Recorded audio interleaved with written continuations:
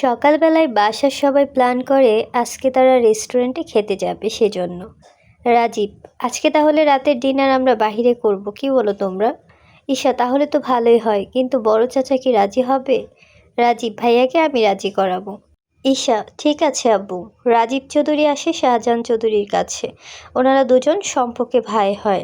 রাজীব চৌধুরীর একমাত্র মেয়ে ঈশা চৌধুরী। রাজীব এসে শাহজাহান চৌধুরীকে বলে সবটা। বাবা, হঠাৎ বাহিরে খাওয়ার প্ল্যান? রাজীব, আসলে ভাইয়া ঈশা বলছিল বাহিরে সবাই মিলে খাওয়ার জন্য, সেজন্য আমি আপনাকে কথাটা বলেছি। বাবা, ঠিক আছে। সন্ধ্যের পরে ওনারা সবাই বেরিয়ে পড়ে। ওনাদের সাথে শাহজাহান চৌধুরীর সাথে ওনার স্ত্রী মিসেস পারুল আক্তার আছে। এর বাহিরে রাজীব চৌধুরীর সাথে ওনার স্ত্রী আর মেয়ে ঈশাও আছে। কিছুক্ষণ পর ওনারা এখানকার একটা 5 স্টার হোটেল হলে আসে। এইখানে ওরা একটা কেবিন বুক করে। পরিবারের সবাই সেখানে এসে বসে। এরপর ওনারা খাবার অর্ডার দেয়। ওইটার খাবার নিয়ে আসতে যতক্ষণ সময় লাগতে থাকে ততক্ষণে ওনারা গল্প করতে থাকে। আপনাদের তো শাহজাহান চৌধুরীর ব্যাপারে কোনো কিছুই বলা হয়নি, তবে চিন্তা করবেন না। গল্পের সাথে থাকলে আপনারা ধীরে ধীরে সবটা জানতে পারবেন।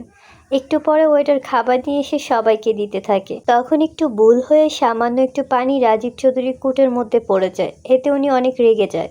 রাজীব, তোমার সাহস কি করে হলো আমার কুটে এইসব ফেলে দেওয়ার? রেগে। ওয়েটার, বিশ্বাস করুন স্যার, আমি ইচ্ছে করে করিনি। রাজীব, ইচ্ছে করে না থেকে থাকলে তাহলে কি নিজে নিজে পড়েছে? রেগে গিয়ে। ঈশা, থাক না আব্বু, তুমি সামান্য এসব বিষয়ে এত রেগে কেন যাও বলো তো? রাজীব, এদের মতো লোককে যত প্রশ্রয় দিব এরা তত বেশি মাথায় উঠবে। বাবা। রাজীব, হচ্ছেটা কি? সামান্য একটু পানিই তো পড়েছে।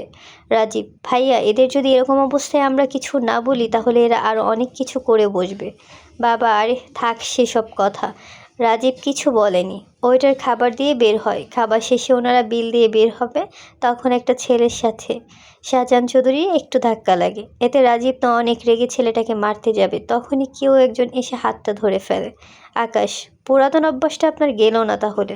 রাজীব, মানে কি? তাছাড়া তোমার সাহস কী করে হলো আমার হাত এইভাবে ধরার? তুমি জানো আমি কে? রেগে গিয়ে। আকাশ, আপনি কি জানেন আমি কে? রাজীব, কে তুই? বল তোর পরিচয়। রেগে গিয়ে। আকাশ, গলা নিচু করে কথা বলেন। এটা আপনাদের অফিস বা বাসা নয় যে এভাবে কথা বলবেন। তাছাড়া এটা আমার হোটেল। রাজীব, কি? এত বড় হোটেলের মালিক তুই? আকাশ, কেন? এত বড় হোটেল কি আমার থাকতে পারে না? রাজীব, তোর বয়স তো 30 হবে বলে তো মনে হচ্ছে না। আকাশ, সেসব আপনাকে ভাবতে হবে না, আপনি শুধু নিজের দিকটা ভাবেন। ঈশা, আব্বু চলো তো এখান থেকে। এখানে এর সাথে কথা বলে কোনো কাজ নেই। ঈশা ওর বাবা মাকে নিয়ে বের হয়, কিন্তু শাহজাহান চৌধুরী আর ওনার স্ত্রী এখনও দাঁড়িয়ে আছে।